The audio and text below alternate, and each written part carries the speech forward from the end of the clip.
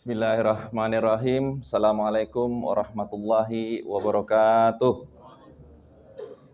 Asyhadu an la ilaha illallah wa asyhadu anna Muhammadan abduhu wa rasuluh. Allahumma arinal haqqa haqqa warzuqna istiba'ah wa arinal batila batila warzuqna istinabah. Alhamdulillah wa syukurillah, hari ini kita memasuki, ini hari keberapa ya? Yang ada yang menyebut hari keempat atau kelima ya? Ketiga atau keempat. Baik, Bapak dan Ibu yang dirahmati oleh Allah Subhanahu wa taala, alhamdulillah hari ini kita bisa minimal di pekan ini ada satu kajian sehingga Ramadan kita akan lebih bermakna karena berkumpulnya orang-orang soleh yang insya Allah juga di sini ada sayap-sayap malaikat yang akan mengikuti kita, sehingga sampaikanlah doa-doa kita, sampaikanlah hajat-hajat hidup kita, karena ini adalah saat terbaik, tempat terbaik, waktu terbaik, ya. Selandia Baru atau New Zealand itu punya indeks korupsi 0,60%. Indonesia itu indeks korupsinya hampir dibalik, 60,0% lah kurang lebih ya. Tetapi masyarakat di Selandia Baru itu masyarakat yang luar biasa, Pak. Secara kehidupannya sudah tertata, kemudian lingkungannya sudah tertata, dan lain sebagainya. Tetapi ternyata tingkat bunuh diri di Selandia Baru itu tinggi. Itu nomor 2 di dunia setelah Jepang. Ya. Jadi jangan dianggap negara maju, negara yang sudah tertata, itu tingkat bunuh dirinya kecil. Jepang itu malah paling tinggi. Ya. Kalau nggak percaya nanti tanya sampai lantai 7 gitu ya. Kalau berani tanya sampai lantai 7. Itu paling tinggi itu Jepang, habis itu Selandia Baru. Padahal dua-duanya ini adalah negara yang tertata secara ekonominya, secara politiknya, secara keamanannya sudah tertata. Ya. Maka pada hari ini kita akan berbicara tentang kenapa ini terjadi, dan salah satu tema yang kami dapatkan alhamdulillah dari panitia tadi pagi cukup bagus, yaitu tawazun. Tawazun artinya work-life balance. Bagaimana kita bisa hidup tetapi kehidupan kita itu balance. Sehingga nggak kayak orang Jepang yang luar biasa ilmu pengetahuannya tetapi agamanya nol. Misalnya gitu ya. Karena kita tahu sendiri kan, agama-agama di sana itu kadang-kadang memang agak kurang ini ya, karena agama Shinto itu kan blasteran antara Buddha dan Nasrani gitu ya. Makanya mereka kalau nikah cara Nasrani, meninggal cara Buddha dibakar. Ini memang kita harus berbicara tentang bagaimana hidup ini supaya balance. Sebenarnya hanya ada satu surat di dalam Quran, surat Al-Qasas ayat 77 yang mendasari dari tema kita hari ini. A'udzubillahi minasyaitonir rajim. Bismillahirrahmanirrahim. Wamtahi fima ataqallahu daral akhirah wala tansa nasibaka minad dunya wa ahsin kama ahsanallahu ilaik wala tabakhil fasada fil ard innallaha la yuhibbul mufsidin. Wabtahi fima ataqallahu daral akhirah, dan carilah pahala negeri akhirat dengan apa yang telah dianugerahkan Allah kepadamu. Kita suruh cari akhirat. Wala tansa nasibaka minad dunya, tapi janganlah kamu lupakan bagianmu di dunia. Balance nih Pak ya, mulai kelihatan balance. Wa ahsin kama ahsanallahu ilaik, dan berbuat baiklah kepada orang sebagaimana Allah sudah berbuat baik kepadamu. Wala tabgil fasada fil ard, dan janganlah kamu membuat kerusakan di muka bumi. Innallaha la yuhibbul mufsidin, sesungguhnya Allah tidak menyukai orang-orang yang berbuat kerusakan.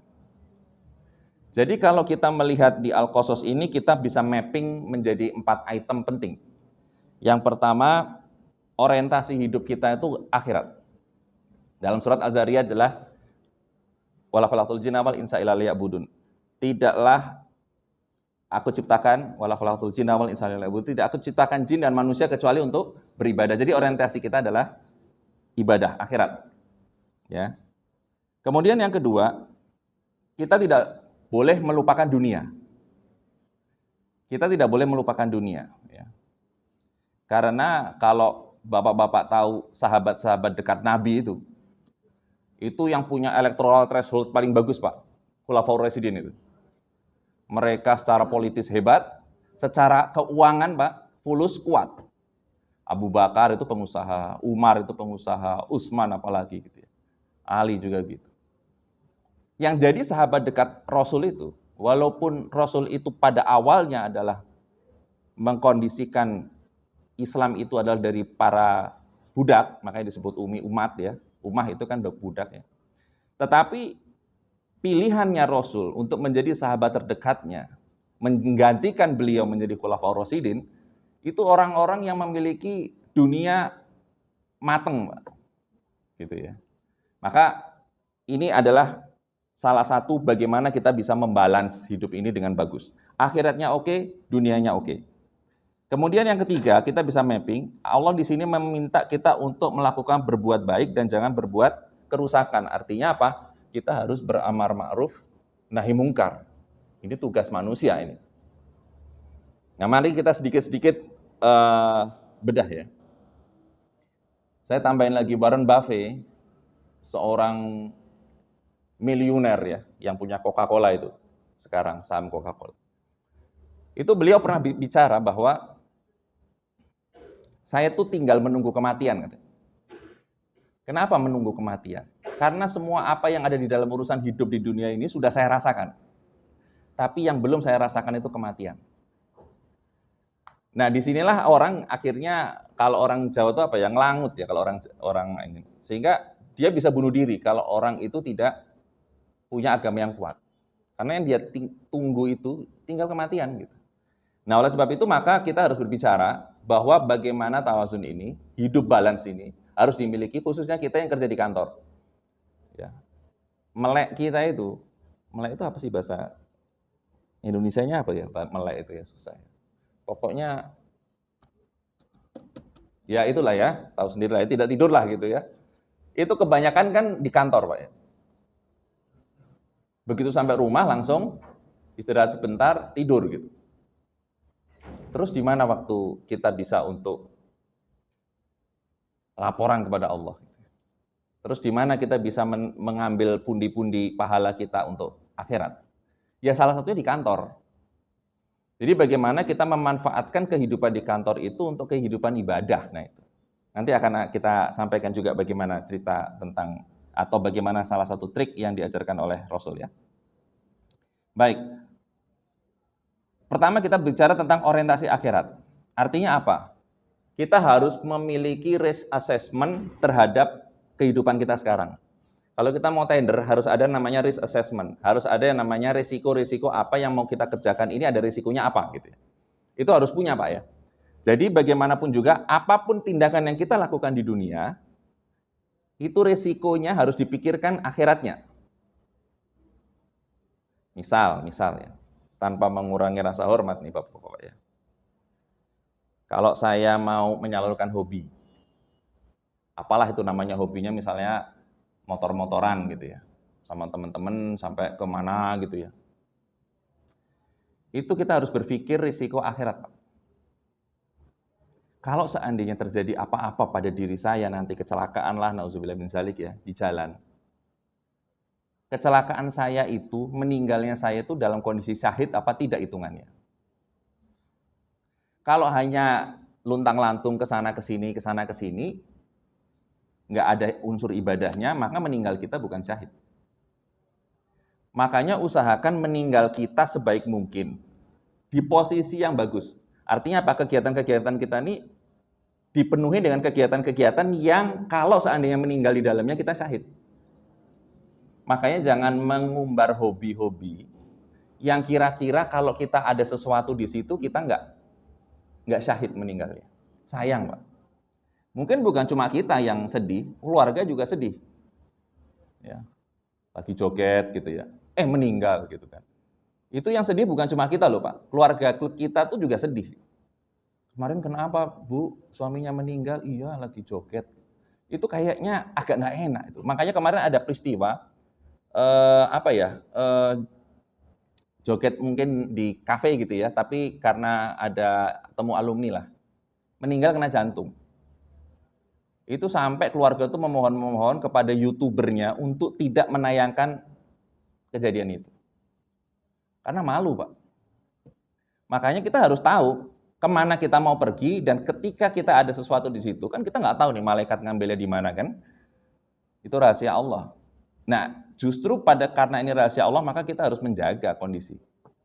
Ya, perbanyaklah ibadah. Misalnya kayak gini nih, kan enak nih kalau lagi habis ibadah kayak gini, meninggal di dalam masjid sini, kan luar biasa. Nah, makanya orientasinya harus selalu akhirat, Pak. Kalau kerja juga sama. Kalau telat, kalau korupsi waktu gitu ya, itu risikonya apa sih nanti di akhirat gitu. Jadi harus selalu berpikir risiko akhirat. Kita nggak bicara korupsi ya Pak, itu sudah jauh lah dari orang Islam ya. Kita berbicara yang memang langsung berhubungan dengan diri kita sendiri. Ya, kalau seandainya kita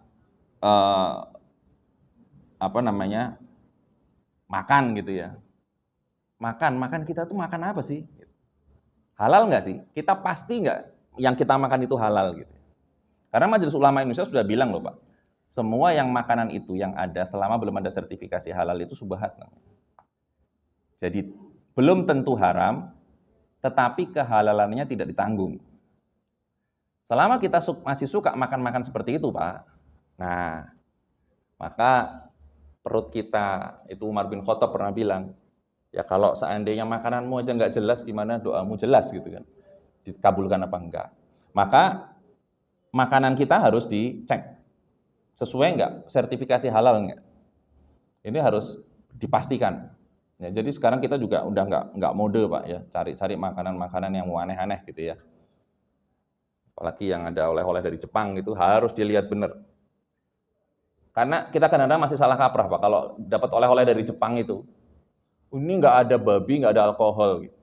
Ini sapi kok asli. Padahal yang namanya haram itu kan bukan hanya dari zatnya, tapi dari prosesnya. Kalaupun itu sapi, emang kalau beleh sapi di Jepang itu pakai bismillah? Enggak juga kan. Artinya sapi Jepang dengan sapi Indonesia itu kemungkinan kehalalannya juga beda. Makanya jangan kita gampang makan makanan yang dari negara-negara yang agamanya itu kurang ini ya Pak ya. Ya kita sebutlah salah satunya Jepang. Itu kurang jelas lah kalau di sana, sehingga sebaik mungkin tidak bisa kita. Saya ke Makkah itu 40 hari, saya di tas itu nggak bawa apa-apa Pak. Karena di sana insya Allah lah banyak yang halal ya, 40 hari. Tapi kemarin ke Jepang 1 minggu, saya bawa Indomie Pak, banyak dari sini. Bawa abon, bawa Indomie, bawa beras. Jadi benar-benar kita ingin menjaga bahwa, karena apa? Kalau kita menjaga agama Allah, Allah akan jaga kita insya Allah. Ya, jadi kita harus balance. Kemudian masih riba nggak kita? Ini yang masalah sekarang besar nih Pak, umat ini. Kita nih gimana ya? Kita pengen doa kita dikabulkan ya. Tetapi kita tuh selalu memusuhi Allah dan Rasul-Nya. Riba itu mendeklarasikan kita bermusuhan dengan Allah dan Rasul. Silahkan lihat Quran. Jadi begitu kita melakukan riba, itu sudah taken transaksi, Pak. Ya, taken transaksi untuk melakukan perang antara Rasul dan. Logikanya, apa doa orang seperti itu akan dikabul? Wallahu alam ya. Mungkin kalau hanya kita, ngapain kamu merangin saya kok? Saya kabulin kan gitu ya. Tapi Ar-Rahman Ar-Rahim, wallahu alam. Cuma kalau kita masih melakukan riba Bapak, ini ya hati-hati saja. Ini karena termasuk dosa yang besar. Ya. Ibaratnya kalau kita itu punya rumah riba, itu pertanggungjawaban di akhiratnya berat. Tetapi kalau punya rumah ngontrak, insya Allah lebih aman di akhiratnya. Itu makanya tadi balance. Kita nggak hanya berpikir hidup itu di dunia doang, tapi harus di akhirat. Ya. Makanya itu kita ambil poin yang kedua, Selain kita harus berorientasi akhirat tadi ya, berorientasinya juga kita harus punya dunia. Dunia itu untuk apa? Untuk mendukung dakwah. Untuk mendukung dakwah. Makanya kenapa dalam surat Ad-Duha itu jelas, Nabi itu kenapa nikah dengan Khadijah? Karena ada orang-orang yang ketika bertemu Nabi, dia itu kepingin masuk Islam asal dikasih 1 miliar. Wah, Nabi kan bilang, waduh mana saya punya uang kan 1 miliar. Nah, tetapi dengan beliau menikah dengan Khadijah, Khadijah bilang, ya sudah nggak apa-apa mas, kalau dia memang mau masuk Islam dengan 1 miliar, saya kasih 1 miliar, langsung masuk Islam. Artinya apa? Kekayaan itu adalah untuk dakwah. Ya, ini untuk balance Pak ya. Jadi kekayaan itu bukan hanya untuk beli, ya boleh beli mobil, boleh beli ini ya, secukupnya saja. Tetapi kalau kita cinta dengan harta, maka bawalah harta itu sampai akhirat. Ya Ustaz ya. Jadi kalau kita cinta sama harta, bawa harta itu sampai akhirat. Salah satunya adalah dengan cara mensedekahkan di jalan Allah. Ya. Kemudian kita juga harus melakukan apa yang disebut sebagai membalance antara akad sosial dengan akad komersial. Ini juga adalah salah satu tindakan ngebalance. Kita ini kadang-kadang anak muda khususnya kebanyakan senang dengan akad komersial. Apa-apa itu dicari profit oriented. Apa-apa itu money oriented. Sama sekali sedikit orang berpikir pahala oriented. Karena mungkin masih abstrak bagi anak-anak ya. Bagi teman-teman yang masih muda itu mungkin masih abstrak. Pahala oriented itu masih abstrak. Ini apa sih pahala, kecuali begitu pahala dia jadi apa gitu ya. Tapi kan enggak. Makanya di sini justru disampaikan bahwa yang paling penting adalah kita bisa ngebalance antara akad sosial dan akad komersial. Makanya kemarin di pekan yang lalu saya diajak untuk pembentukan koperasi, Pak. Sebuah koperasi lah di Cinere sana. Yang pertama ingin dilakukan adalah membentuk koperasi itu koperasi simpan pinjam. Dan alhamdulillah waktu itu saya tolak dengan cara yang baik.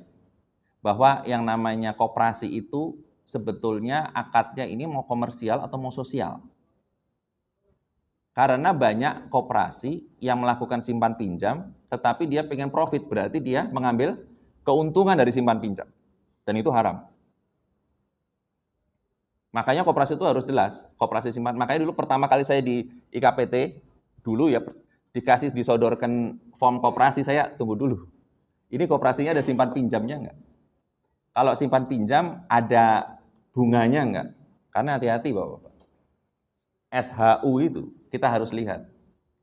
Itu ada sesuatunya enggak di situ? Nah, itu kita harus lihat ya.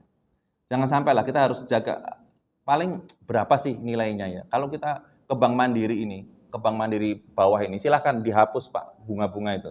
Bisa minta ke sini, langsung minta general form di tellernya, di customer service, supaya tidak ada bunga di tabungan saya. Toh bunga itu juga cuma berapa sih Pak? Gitu. Nggak gede-gede amat juga kok gitu. Tetapi itu begitu kita masuk, ya sudah selesai. Kayak kita makan sesuatu yang beracun walaupun sedikit, tapi masuk, ya sama aja kita akan berakibat sesuatu kan kepada badan kita. Ya, nggak usah terlalu ini. Insya Allah akan ada rezeki yang lebih baik. Ya. Begitu juga nanti kita ketika melakukan perjanjian-perjanjian, pastikan perjanjian-perjanjian kita itu perjanjian-perjanjian yang diridhai oleh Allah Subhanahu wa taala. Jangan perjanjian-perjanjian yang justru dilaknat oleh Allah Subhanahu wa taala. Sebagaimana Rasul pernah membatalkan piagam Madinah. Masalah muslimin rahimakumullah, itu yang pertama, kedua orientasi akhirat dan jangan lupakan dunia ya, balance. Kemudian amar ma'ruf dan nahi mungkar. Itu juga harus balance. Makanya berbuat baik ya, dalam Al-Imran 104, a'udzubillahi minasyaitonir rajim wa takum minkum ummatun yatuna ilal khair wa ya'muruna bil ma'ruf wa yanhauna 'anil munkar. Sesungguhnya ada di antara kamu orang-orang yang mengajak kepada sesuatu yang ma'ruf dan mencegah kepada sesuatu yang mungkar, dan mereka itulah orang-orang yang beruntung. Jadi kalau kita mau dianggap sebagai laki gai dari Allah Subhanahu wa taala, itu harus melakukan amar ma'ruf dan nahi mungkar.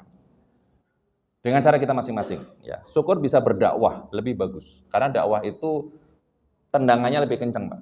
Ya, sekali dakwah gini mungkin 25 orang, 20 orang langsung. Tetapi kalau kita satu persatu ya nggak masalah, cuma agak lama saja. Ya. Karena kan kita harus cari faktor kali terbesar, Pak ya. Katanya motivator hebat itu Tumde Semaringin itu kan. Kalau melakukan satu hal itu kita harus punya faktor kali yang besar. Kalau di sebelah jual mie ya kita harus jual mie plus apa gitu ya dengan harga yang sama. Ya, tetapi kita turunkan operating cost-nya. Nah, dengan begitu kita punya faktor kali yang besar, bagus. Makanya harus berbuat baik itu dengan cara amar ma'ruf dan nahi mungkar. Ya. Termasuk nanti melarang kepada kerusakan. Makanya kalau kita seandainya sekarang ini Bapak-bapak, ada orang yang zalim pada kita, ada orang yang mempersulit hidup kita, percayalah bahwa mereka itu adalah mungkin belum tahu bahwa hidup ini nanti akhiratnya ada. Jadi kenapa salah satu rukun iman itu kita harus percaya pada hari akhir itu karena kita supaya jaga-jaga. Nanti ada loh hari pembalasan. Makanya buat apa kita sekarang ini yang waktu di dunia ini cuma sekitar 2 jam, kalau dari sisi akhirat kan cuma 2 jam Pak ya. Kok kita ini harus apa ya? Harus bermain-main di dalam 2 jam itu untuk sesuatu yang abadi nantinya gitu. Ya, kan agak tidak masuk akal. Makanya kita knowledge tentang ini harus kita perdalam lagi ya. Jadi jangan sampai usia akhirat kita merasa tua, usia dunia kita merasa muda. Itu kata seorang ulama ya. Tapi jadikanlah bahwa usia akhirat kita ini semakin muda, tapi usia dunia kita ini kita rasakan tua. Artinya apa?